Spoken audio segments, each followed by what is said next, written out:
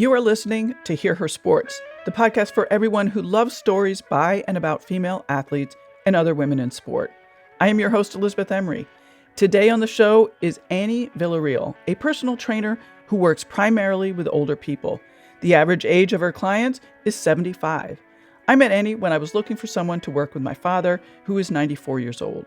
In just a month working with her, his improvement in walking and balance was really impressive, and I would say impacted his general enjoyment of daily activities. I love the way Annie works, her focus on functional movement, her awareness of complexities of balance, and her conservative approach. Her training philosophy is rooted in post-rehab work, specializing in shoulders, hips, and low back issues. Annie's personal story is interesting because she was inactive for 18 years, and then in her 50s became a personal trainer as a second career. She also returned fully to her own athletic self. I loved it when she got to the point when she could walk 2 miles and then wondered if she could run a marathon. I don't think I would have made that leap. That's all I will say for now, so Annie can tell her own story. Other topics in the episode are how becoming active again was not an easy or quick transition, the importance of moving every day, working with older clients, ways to improve balance, lifting weight that challenges you, Annie's own quick strength workouts, and her love of outrigger canoeing. Offline, Annie and I later discussed how weight loss factored into her improved health.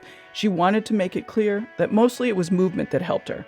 Losing weight at the outset allowed her to move better and feel better as she did move. And then one thing led to another. When I have discussions like this one with Annie, I often worry about sounding holier than thou, preachy, or know-it-all. I definitely don't know it all, nor do I exercise perfectly. I haven't done yoga in months, even though I know it helps me. And while I talk about lifting heavy on the pod all of the time, including in this episode, I don't do it as often as I would like to. After racing, not right after, but some years after, I almost stopped completely exercising for many years.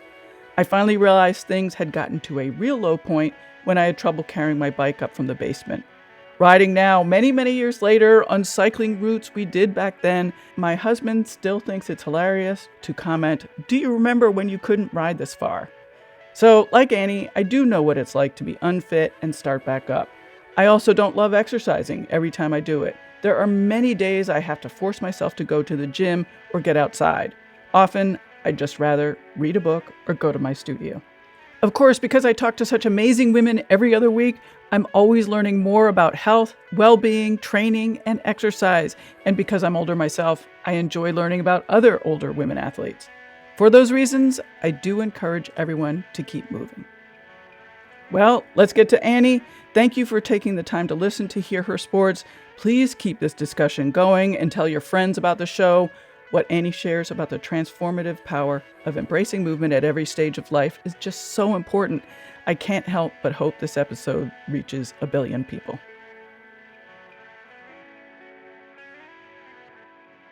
Hi, Annie. This is so great to have you on the podcast. I'm very appreciative that you're here. Thank you. Well, I'm happy to be here, Elizabeth. It's just an honor, and happy to share whatever. Yeah. Well, to start, I'd love to hear a bit more about you and how you decided to become a personal trainer, particularly since it was a second career. Right. Well, it's sort of an interesting segue. I was in pharmaceutical sales, so I was in the medical field a little bit. So I think what it did, that 20 years of pharmaceuticals gave me an idea of how to talk to people. And so basically what happened was I got laid off in 2006 for the second time in pharmaceuticals. And I was looking, and they had given me 6 months severance pay. And I had really no idea what I wanted to do when I grew up. I mean, I was 50 and I had been in this career that I just hated. And the only thing that I really knew that I liked to do was move. And my one daughter was actually training for water polo, and she was using a trainer. And my husband said, he came home and he said, "I've got a great idea. I know what you can be." I go, "What? A trainer?" I go, "Yeah, a trainer?" I had no clue what a trainer was, what they did. I had been out of the, kind of the fitness industry. I was totally immersed in the, pharmaceutical industry, motherhood, all of that stuff. And so bottom line is, long story short, I met with my daughter's personal trainer, saw what she did, and she sort of mentored me through the whole thing. There was a lot of questions like certification and all of this stuff. And once I actually chose a certification and got started, I went back to school a little bit. I had a bio degree that I had gotten eons ago. So I went and started to take Pilates and yoga. I took some classes at the junior college and got my certification. So it was just by fluke. I don't know what would have happened if my daughter had not, had a trainer. And this person, when I went to her, she was training somebody older, like myself, and I could really see the value of that functional training. She used a BOSU. She did a lot of running around. She did some weights. So it looked fun. It looked fun. It looked playful, but yet very engaging. So that was sort of, and like I said, she mentored me, and that's where my journey began. So you started working with old people right from the get-go. Well, I wouldn't say old people. Older people. Older, yeah. I mean, older people, yeah. So what happened was I actually had gotten two clients that my husband knew, and they were both older. I would say one was in their 70s, and they're both in their 70s, but they had a multitude of issues, And I started home training them, and I decided, wow, I need some help. This is really challenging, Number one, didn't want to do no harm, right? And I realized that I needed to have maybe the backing or somebody looking over me, watching what I was doing. So I got into the Monterey Sports Center, which was a great facility because they had two physical therapists there. And they also had a great training program. And so when I was at the sports center, I saw everybody. I trained a 12-year-old kid one summer, from 12 to 94. The young trainers didn't really want to work with people that had issues. So it was like, oh, let's give them to Annie. Let's give them to Annie. And it just kind of became my trademark. Plus, I had a little bit of training experience. I had taken this MES, which is Medical Exercise Science course, that really worked on post-rehab, joint replacement, rotator cuffs, knee meniscus, all this stuff. And so it kind of gave us protocols, and it was like a 3-month course. But so I felt like I sort of had the beginnings of at least what, where to go and what to do for, the people, the average Joe Blow who comes into the gym. Yeah. I started to become the, I would say, active aging or older person's trainer through that. And when you were making that transition and learning how to be a trainer for older people, were you yourself active as well? Oh, well, I mean, it's interesting. At that point, I was active. But prior to that, I think we talked about a little earlier how I was very active. And, my elementary school, high school, played lots of sports, active in college. I crewed in college, played volleyball, got into kind of more of a training, twice a day type of thing. So I had done that. And then done some running, and then after my second child, I did nothing for 18 years. And so I basically became somebody who you would not expect to have become a trainer. I weighed 220 pounds. I was diagnosed with metabolic syndrome at I think I was 48, which is a multitude of high blood sugars, high blood pressure, yada, yada, yada. And I was on the road that I did not want to be on. And so that's where I flipped the page. My doctor had given me the book that I think, helped change my life as far as activity and get me back onto the right train. And it was that Joel Fuhrman book. It was called Eat to Live. And it changed, basically the way I ate. And hopefully I still eat that way now, which is a nutrient-dense type eating. I lost weight. I got back to my running. I ran my 5th marathon. It was like 25 years in between my 4th and my 5th. Little bit of time. Wow. Yeah. The bottom line, so I wasn't active, so I could relate to all of these people that were starting back again. And I wasn't a gym rat. I loved my sports, and I had been in the gym, but I wasn't somebody who really knew what they were doing in the gym. I didn't work out all the time. I moved all the time. I loved to play. I loved to run. I loved to swim. I wasn't like that gym rat person that knew everything about it. So I think people maybe saw that, and like I said, I could relate to that feeling of being very intimidated when you walk into a room full of sweaty men, and mostly men, and all this big equipment, and not knowing what to do with it. Yeah, it wasn't until probably maybe 2 or 3 years into my career that I was probably almost exclusively working with, I would say the older adult, which, anybody over 50. So, I'm glad you mentioned that you could relate to your clients who were possibly intimidated or maybe hadn't been active. Do right. you remember those times when you were overweight and you were starting to eat better and starting to get back into it? I mean, can you go back and remember how?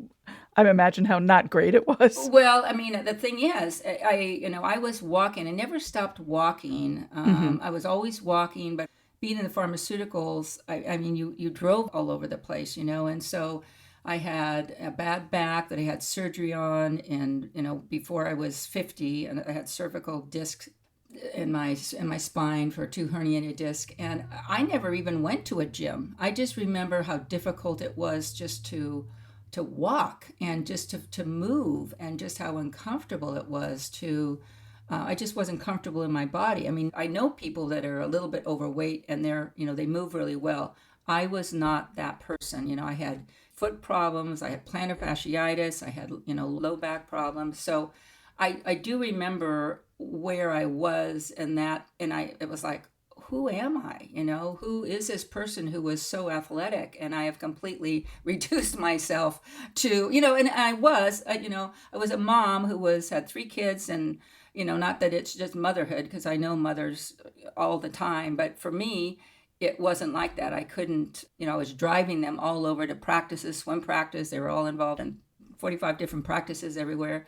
So I do remember, I can relate how challenging it was to get started. But I think what happened was, once I started to lose my weight, and then my knees didn't hurt anymore, and I could walk. And I do remember the first time when I was up at the airport at Carmel, and I was walking around thinking, wow, I just did 2 miles. I wonder if I could run the Big Sur Marathon, because that was kind of unfinished business that I had when I got pregnant with my second child. And the doctor had told me, oh, don't run.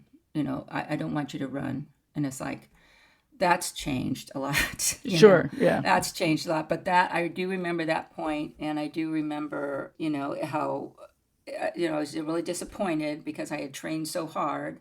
And I had that 18-year period when I didn't do anything. So being able to discover that, wow, maybe I can do this, and getting back into the training, it was just a real empowering experience once I got to the other side. I'm really interested that you were so uncomfortable that you were having trouble walking even. Yeah. I mean, So, everything, my feet hurt, my knees hurt, and I didn't have any real injuries. I wasn't like I was in a car accident or anything like that. I was overweight. and how did you like make yourself get active? Well, I mean, like I said, I started eating better, and like I said, this nutrient dense, and right away, probably within about 2 or 3 weeks, I started to see a difference in my weight, and it was one of the first times that I had been able to, lose weight, and I wasn't running 5 miles, or, I got to go out there, or not eating. You know how when you're young, you drop that water weight, right? But this was actually, I could see it in my clothes. That just perpetuated me to continue. And like after 6 months, I think I probably lost probably close to 40 pounds. And at that point, I was walking more, and I felt more like myself, and just had more energy. So thankfully, it sort of, the ball just started rolling on its own. And then that's when I was starting to lose the weight. And that whole transitional thing happened when I got laid off, and it was like, well, what do I do? And so at that point, I had already started to, I had lost my weight and was walking, and had run the marathon. And now it was like, okay, let's see what I can let's see where I can go with this. How do you talk to your older clients who are maybe having similar issues and they're struggling to get started or don't see the benefit of getting started or whatever the barrier might be? Right. I mean, I think that was the biggest like aha when I first became a trainer was not everybody likes to exercise. Right. I can remember that was like, what do you mean you don't like to exercise? I come to work in shorts and tennis shoes. I love this. But most of my clients come in with a specific problem, or it's a balance problem, maybe a post rehab problem. Not all of them, but some of them do. Most of them do. And I usually try to look at them and find out what they're already doing right, what's going well, what can they do, because people are, oh, I can't do this anymore, I can't do that anymore. But what are you still doing? Most of them are still traveling. Most of them, I mean, at the very least, they're walking their dogs, or they're out. I don't know if I can use your dad as an example. He's walking his dogs. I mean, he's still able to move. He was functioning. He's driving a car. I mean, he's going up and down the stairs without any issue. So all of those things are so positive. And so I try to give people hope, or that mindset that look at what you're doing already. Look at what you're doing. Look at the positive things.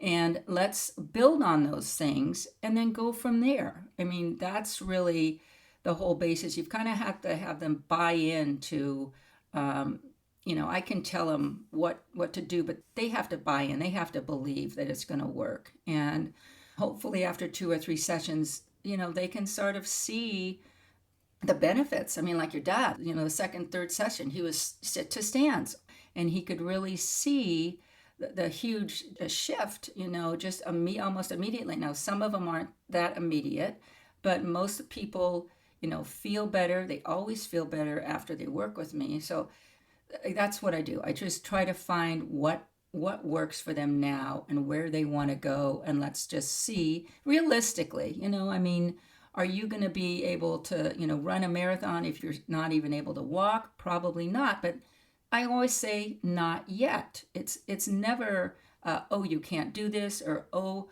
you're over this age, you can't do this. That's my biggest pet peeve is, oh, you're 50 or you're 60 or 70, you can't do this, or you shouldn't do this. Everybody's different. You have a full range of athletic abilities.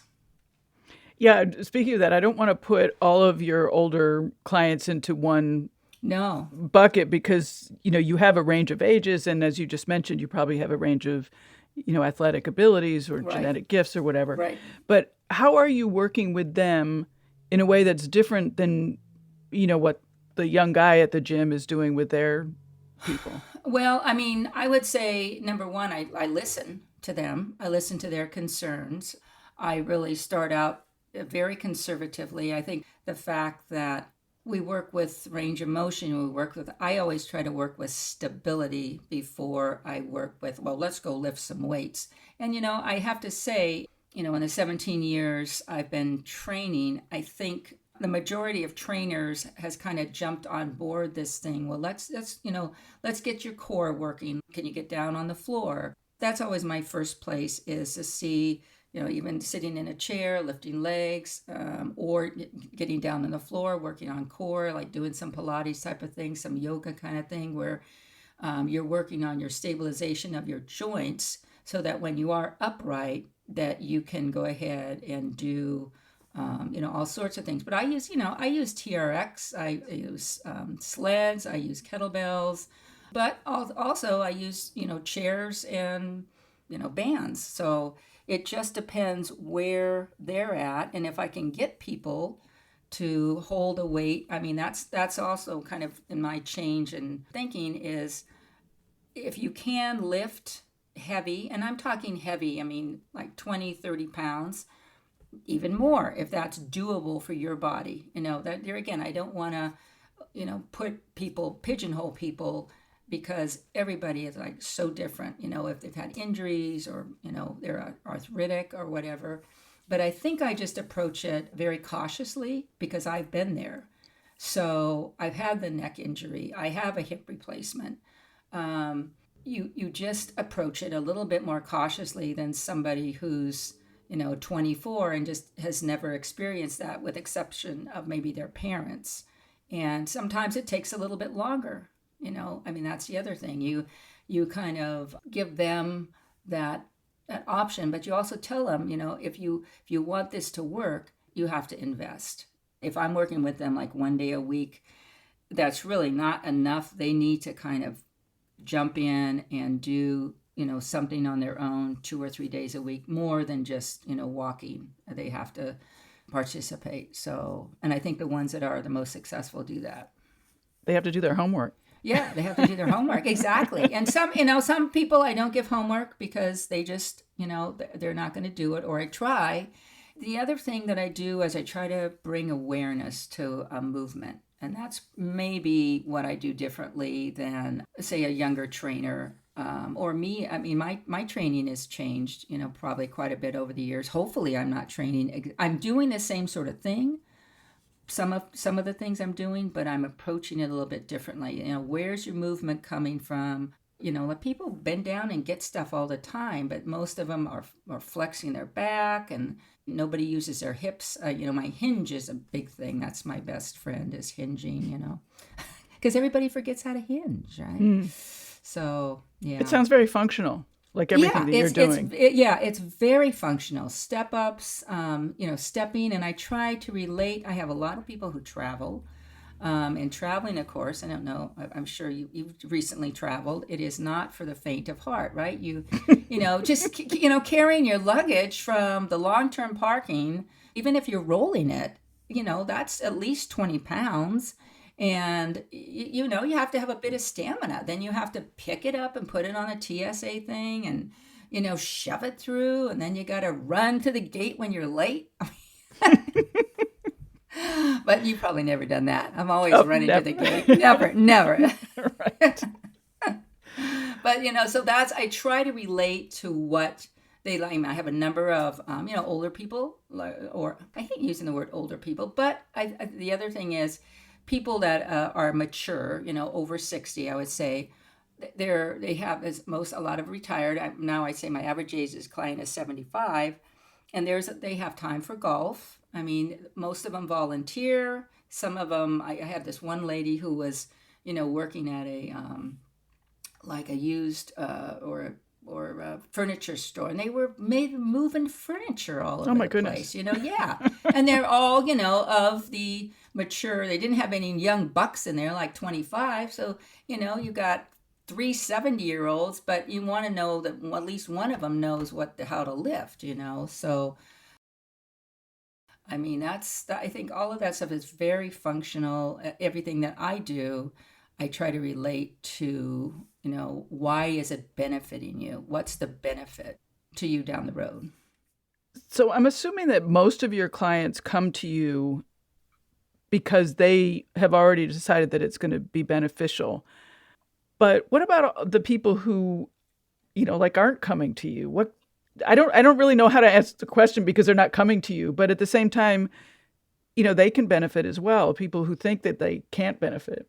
Right. And I mean, that's always been my dream, is how to reach more people that aren't coming to me. Everybody can use this stuff. And what I do isn't any different training. Maybe it's a little bit more conservative, but that I'd like to see 30-year-olds do.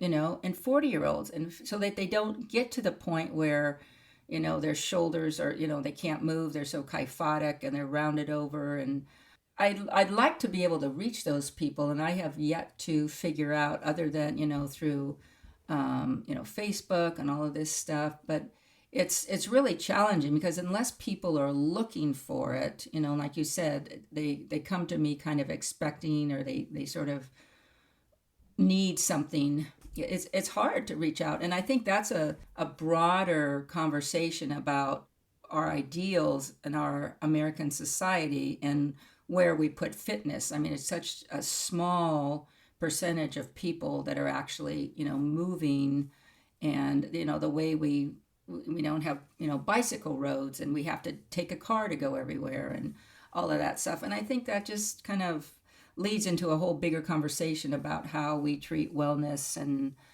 staying fit and healthy.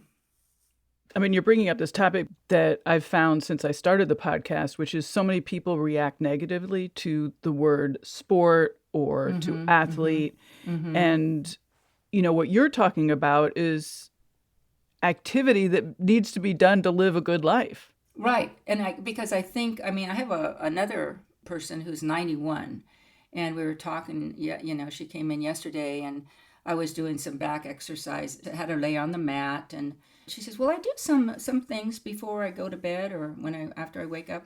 And she pulls her knees up to her chest like nothing. It's like her flexibility was amazing. I mean, she needs a person to help her walk in, but yet she had this flexibility. And I was just so amazed to see that. I go, where did that come from? And I told her, I said, we're just trying to keep you lead the best life with what you have. And that's exactly right. With what you have. And, the sky's the limit, really. I mean, and then it becomes mental. I mean, as far as if you think you can, you can. That's my thing.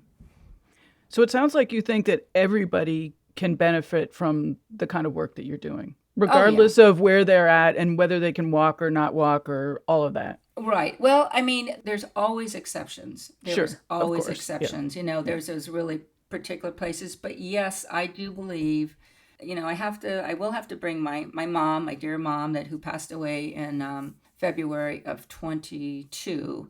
And she actually had ended up in a skilled nursing facility, unfortunately. And she wasn't in independent living. She fell in the bathroom, didn't break anything, but that was kind of the beginning of the end for her, in the fact that she had just lost all her strength because she was sitting so much. And so, so she was very cognizant, very with it. This was kind of at the end of COVID. And so I guess I'm bringing her up because she got in that skilled nursing facility. She could not, she needed 2 people to assist her to get to the bathroom. By the time she died in February, they had a PT working with her, every other day. And she was able to get up, on her own. She always called the nurse, but she was able to get up on her own, go to the restroom by herself. And it just goes to show that she could have gone on hospice, but they were doing that, and they had the dignity to work with her so that she had some dignity at the end. Working with her got her enough strength to be able to get up on her own. And that to me is a $1 million story right there,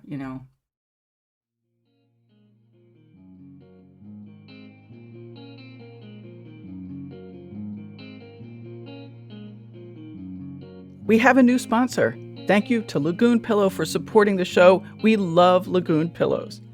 Before deciding to work with Lagoon, I filled out their sleep quiz, and they sent me the pillow that would best suit me. It's really nice, luxurious, soft materials. I just love it. One thing I like is that the filling is removable, so it's possible to make it thicker or thinner, which is what I prefer. More important than all of that, Lagoon's mission is to help you sleep really well, get the rest you need in order to perform your best. Getting adequate sleep is essential for athletes, sure, but also for long-term health for everybody. It's also just nice to feel good and rested each morning. Lagoon pillows are made of high-quality materials, so they will last for a really long time. Lagoon is offering Hear Her Sports listeners 15% off one pillow when you use the code HHS15. To use that offer, go to lagoonsleep.com/HHS15 to order. Be sure to take the sleep quiz to get the pillow ideal for the way you sleep.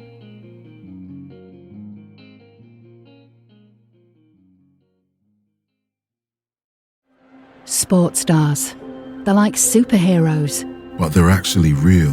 Which is why we've made a podcast about them. You see, they've all got a story. But too many of these stories were cut short. Kobe Bryant, Payne Stewart, Flojo, Phil Hughes, Justin Fashanu. We're writing episodes about all of them. And sadly, many more. Death of a Sports Star, a new series from Crowd Network. And now, back to Annie Villareal for more about how she works with her older clients and how essential it is to move every day.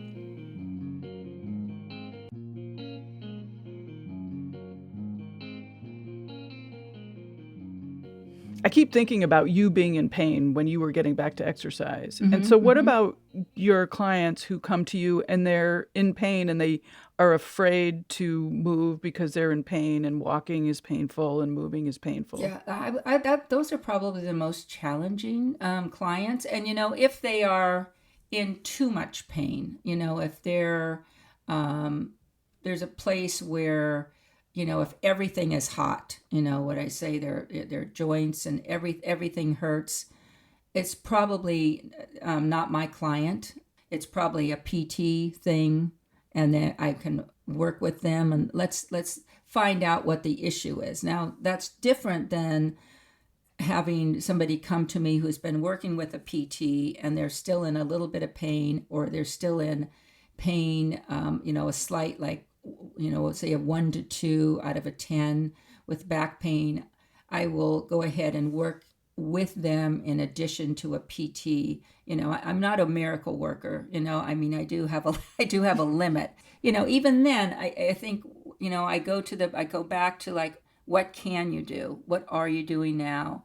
And finding out, what doesn't hurt. And lots of times that's a stability issue with their core, and finding out what they can do just to stabilize so that it doesn't hurt when they walk, so that the shoulders don't hurt when they reach for something.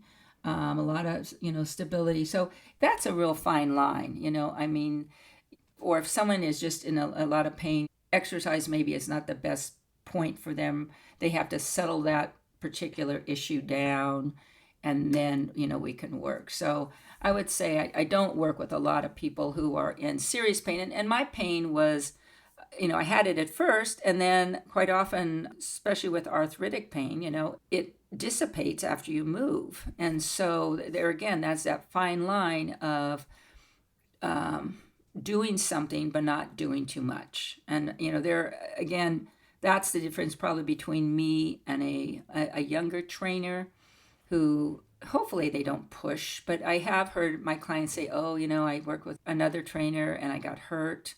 I hate hearing those stories, but it happens. And I think that's where, you have that fine line of kind of knowing how much is too much, and taking baby steps. Right. And we at this age bracket need more rest than that young guy at the gym. Yeah, and that's the other thing. However, I really, I have young kids. They're young kids, they're in their 30s. And my son just goes like a gangbuster, and he has gotten hurt several times because he doesn't take the rest.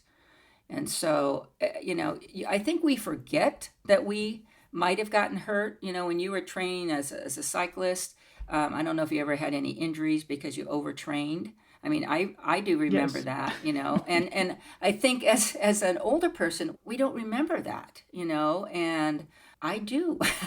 Yeah, I do. And I've got, all my younger children saying, oh, could you massage me? My low back's killing me. I did this. And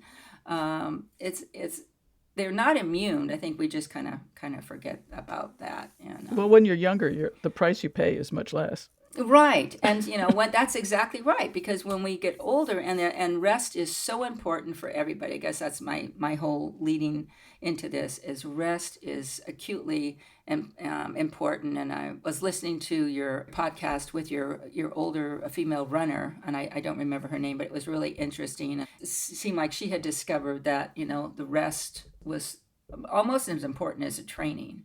Yeah, that was Barb Broad, and I Yeah. think of her all the time when I'm resisting rest. Right. And I think that's where, there are times when we're training for a race in our, I do outrigger canoeing, there's sometimes we have to do back-to-back long, 12-mile type runs. And, by the end of that run, if I go Monday, I'm shot, and that's that kind of that really fine line. That's your body telling you that, boy, injury is just around the corner. And for us as older adults, we have to pay attention to that. I think that's, we need to pay attention more than if we were, 30 or 25 or whatever. One of the things that you said was really important to you was that you think a lot about how you can make a difference with your clients. Can you talk a little bit more about how you do that and what you're thinking about? Well, I mean, everybody's different, but everybody's the same. I don't know if that makes any sense. There's a lot of shoulder issues. My two biggest things that I work with are, shoulders and hips, because those probably take the most abuse of. We don't really treat them well. We sit on our hips all the time. We sit on our major muscles most of the day, most of the time. We're bent over in that, like I said, that kyphotic position, so we're not working any kind of back muscles. I always have sort of a protocol that I go through, and not everybody, reacts favorably to it. And so it's kind of like finding that particular exercise or getting that person to, respond, or how to, most of the time, it's kind of like trying to figure out how they can do something at home that I've done in a gym. A lot of the times, I'll give your dad as an example. I mean, I really have to be careful about his fall risk capabilities, so I don't want him doing certain things, but yet I have to give him exercises that I feel will benefit his strength. And this, that's one of the things. And it is what I'm giving him beneficial. Is he able to do it safely? Is he feeling confident about it? And then just your choice of exercises, and is it making a difference for them? Are they feeling any changes? Are they feeling, lots of people have a hard time kind of just getting into that kind of hinge thing, and they're very quad dominant. Our society is very quad dominant, and so I am anterior kind of dominant, chest dominant. So most of my time is spent doing posterior movement patterns, because everybody forgets about it. But if I do those certain posterior movement patterns and I'm not seeing any kind of change, or things are not, then I go, okay, I put on my thinking hat. What's wrong with this picture? What am I looking at? And I do have some physical therapist friends that I look to kind of help me with that also. So that helps. Yeah, that's the challenge sometimes, is when you do have a difficult client, and I have a few, that it really makes me put my thinking hat on, and how do we do this? What do we do? I mean, one of my recent clients, she had broken her. I was working with her for a back issue, and she slipped and fell and broke her leg and shattered it in 4 different places, and she had to stay off of her foot for 6 weeks completely. So we did just bed training, and just core bed training, and I did exercises that the PT said were okay to do, and I worked with those, and you do wonder, but it worked out, and she's doing much better. So Can I just clarify? She didn't fall while you were working with her? no, she didn't. Okay. No, she didn't. She actually fell in the middle of the night. Yeah. Oh, no. Yeah. No, I have had. I will. Truth. I've had probably three falls. One person fell off a BOSU, and no injuries, but one person toppled off a BOSU, and she was actually a younger person that had really no sense of balance, and then the other just kind of fluke things where they fell back. And so I've learned from that I use a box. I don't train. I prefer not to use benches. When people do sit to stands, I use a box where people can, if they they fall back, or so I've got my safety things in alignment, because I never want anybody to hurt themselves. And when they fell, they didn't fall like they fell off like a chair or something like that. It wasn't like a break or anything like that. But it has happened to me, and when it does, it feels horrible, number one, and you never want it to happen again. So it's a big learning experience. Yeah, I bet. So you've talked a lot about balance. Tell me more about why it's so important. I mean, I know that we've heard that falling can be just terrible for people who are older. Right. And so, like, how do you start working with somebody to improve their balance? What are you seeing in balance? Well, number one, I mean, you have to assess them to see where they're at. I always tell people there's, the vestibular, the intrinsic factors or the sensory perceptions that if your balance, you have your visual and your vestibular, which is the little hairs in your ears that help with your internal balance, and also your somatosensory, your feet, how they pick up things where you are in space, and all of these things help you to kind of stay upright. And so basically I test, I assess and see their static balance for me. And there is also that whole other portion of people that have really like bad vertigo. There are PTs you can go to. You go to a neurologist if their balance is really bad and see if there's more of an issue. But so I assess them and see and make sure they're not, I can work with them. And, can you stand on one leg? I mean, some people can still do it, but yet their moving balance isn't very good. Like they can stand on one leg for 30 seconds, but yet when they put their leg forward and back, they lose their balance, So that's something that I feel is really more important than static balance, because most of the time people fall. They don't fall because they're standing in one place. They fall because they're moving. They're transitioning from, a hard surface maybe to the grass or to, I think I read some statistic where 50% of the falls, they're not on hills or anything. It's a flat surface and people trip. A lot of it is strength. So I work on that part. Like, can they get their foot up? Can they bring their foot up? Or is their ankle? You go from the bottom up, and most people don't use their hips as much as you'd think to walk. They don't propel themselves. They're from the backside. They kind of walk with their quads. A lot of quad walking, quad dominant walking, where there's not a big push off. So, I mean, that's where I start. The other thing I do is I try to make people lose their balance in a playful sort of way. So, I mean, as far as, can you walk a straight line? Okay, if you can't walk a straight line, what would you do? How do you prevent when you're walking a straight line and you lose your balance? What do? You want to be able to put your feet out. So I like to train how to prevent a fall, or maybe how to catch a fall, if you will. I always tell people there's more of a chance if you're living a big life, you're traveling.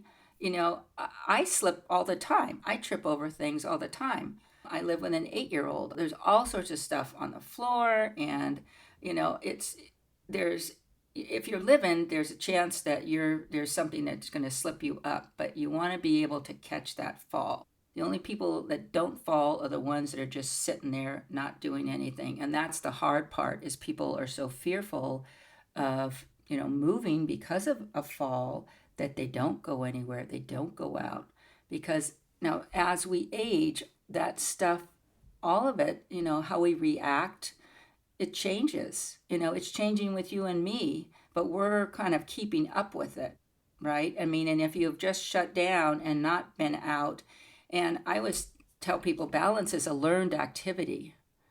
And as babies, you don't stand up and walk right away. And so I try to help people think of that. They can relearn, if they don't have any huge vestibular issues, they can relearn your balance. It's one of the few things that you can work on and you can see a big difference in. So. Yeah, I'm glad you mentioned that, because I was going to ask you if, in your experience, if people coming to you with not great balance, is it just a product of them aging, or is it because they haven't been, doing things that test their balance? I would say it's a product of not moving. Yeah. Okay. It is a product of not moving.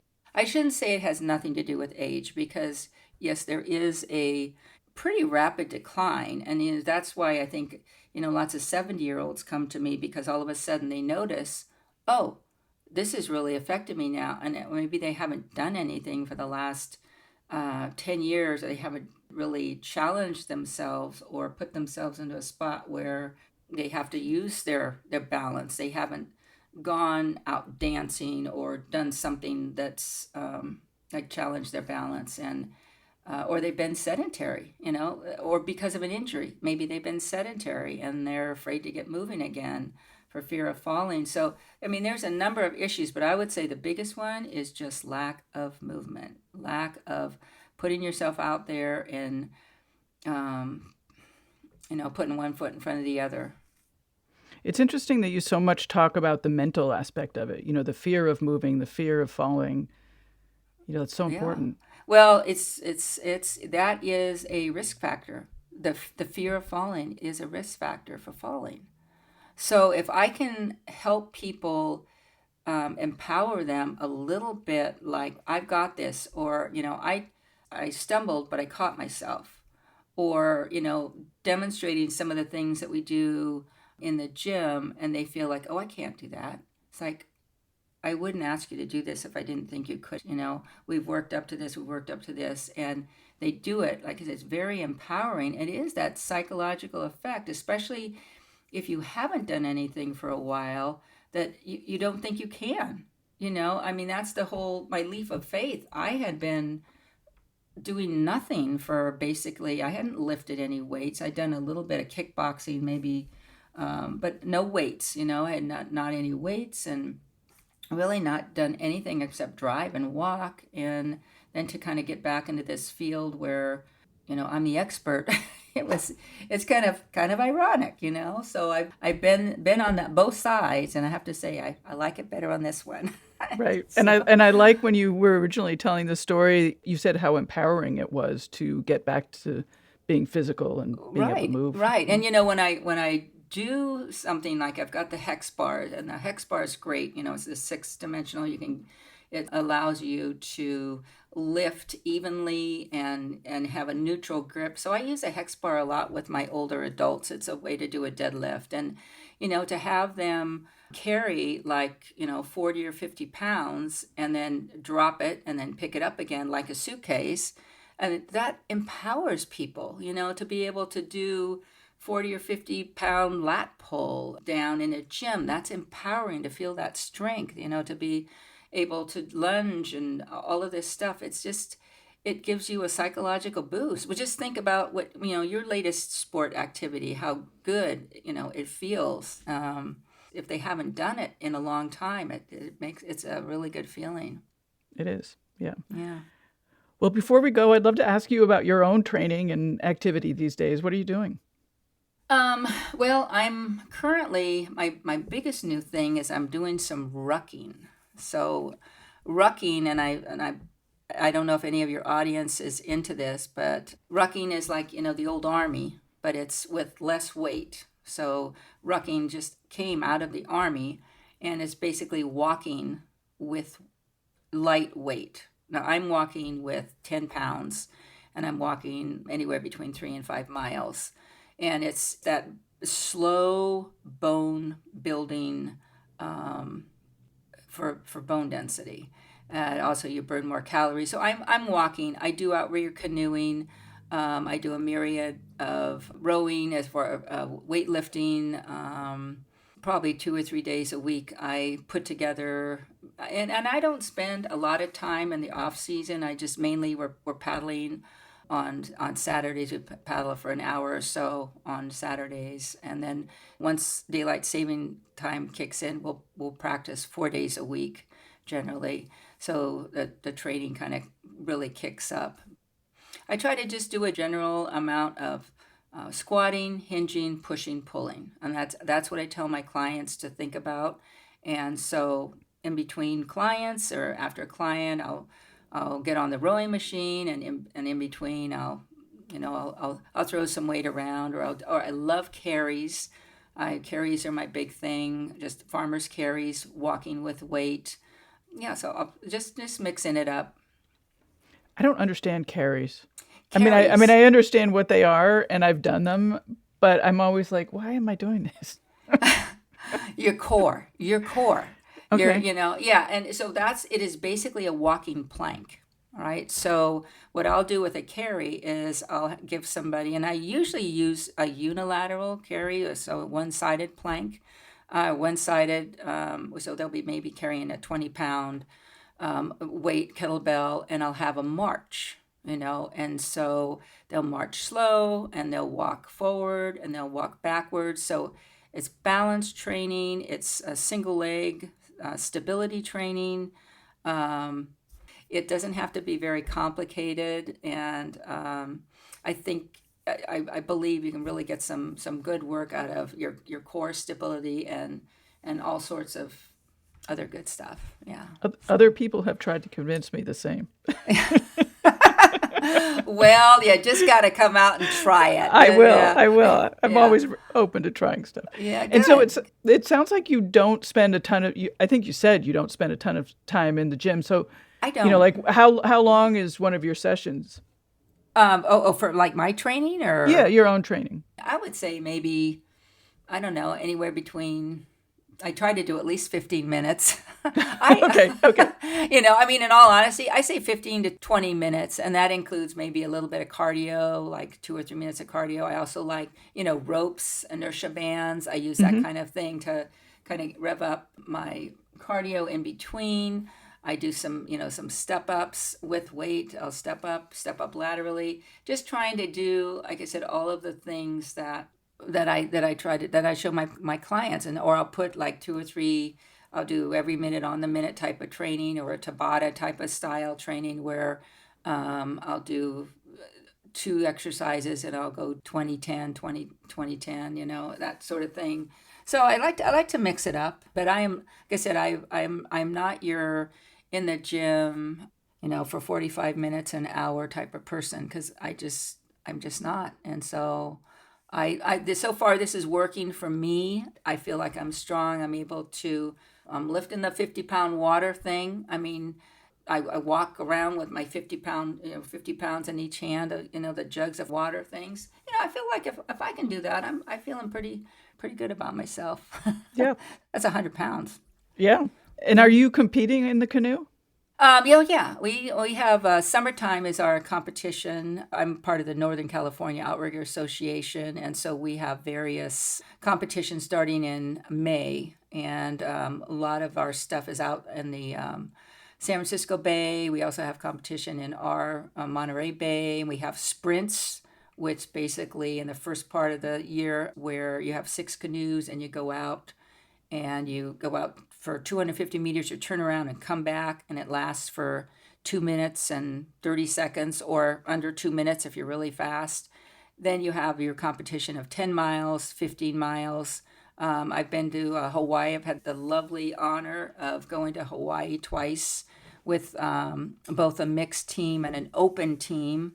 Everything is sort of done age-wise, but the nice thing about being my age is I can drop down into a younger boat, and so I can be with younger people, or I can go up and be with all my peeps, all my older peeps, so it's kind of a nice place to be. I'm really lucky. But yeah, we compete. We have Alcatraz Challenge in San Francisco Bay, and also the Angel Island those are both 10-mile runs where we go up and compete against, I don't know, probably anywhere between 10 and 12 other teams of 6 people in a boat. And we have singles also. That's really my love. It's just a wonderful group of people, and it gets me into that competitive state that I was in. And, I'm ageless when I'm in the canoe. I don't really feel like I'm any age. I'm just doing it, and it's so much fun. That's cool. So, How are yeah. you as a competitor? I'd like to think I'm a fierce competitor, I just put out my all, and yeah, I'm very competitive as far as that. Although if I don't win, I'm okay as long as I did my best, Yeah. and I don't win quite often. And that's always been my MO, is that, I was never one of those people that were like, oh my God, I didn't get first. And I try to better my time. If we bettered our time, if we compare, apples to apples and looked at the other team, if we're in what last couple of years ago when I was back in Hawaii, we were first in our age group, our age division, and fourth overall in this 5-mile race that we did. And so it was cool. I had gotten together with about 6 other people that we never had met, and we came in first. So, it's fun to come in. It's fun to win. It's fun to win. It's fun to win, but every day I get in that canoe and I get out, I am a winner. That's the way I look at it. I am every day that I'm able to get out there and move my body, I am a winner. So, I'm competitive, but there's a lot of other things that are equally important to me. But to be able to get out and just do it, that's it. That's winning to me. Well, that's a great way to end. Thank you so much. It's been a real pleasure. Oh, it's been fun. Thanks so much, Elizabeth. Come on out and I'll teach you some carries. Yes, it sounds like I need to do that. Okay. A big thank you to Annie for her time and willingness to be on Hear Her Sports. I am such a fan of what she is doing and her way of working. I hope you get a chance to check out her website at rippedgrandma.com. That link is on Annie's show notes page at hearhersports.com, along with a link to her YouTube channel and a link to order the book that inspired her, Eat to Live. Also on our website, find ways to email me, discover more about the athletes that have been on the show, and to support the podcast through Bookshop, Buy Me a Coffee, and Lagoon Pillows, this show's sponsor. Lagoon Pillows are luxurious. To take a look at their site and get 15% off a lovely pillow, go to lagoonsleep.com/HHS15 and to use the discount code HHS15 to get that 15% off. But the best way to support the show requires no purchase at all, and it's easy. Tell your friends, colleagues, and training partners about the show and about one of your favorite episodes. Hear Her Sports is a member of Evergreen Podcasts. I appreciate their support and yours. It is an absolute pleasure to be part of this community of women's sports fans. Thank you for listening, and I will be back in 2 weeks. Bye-bye.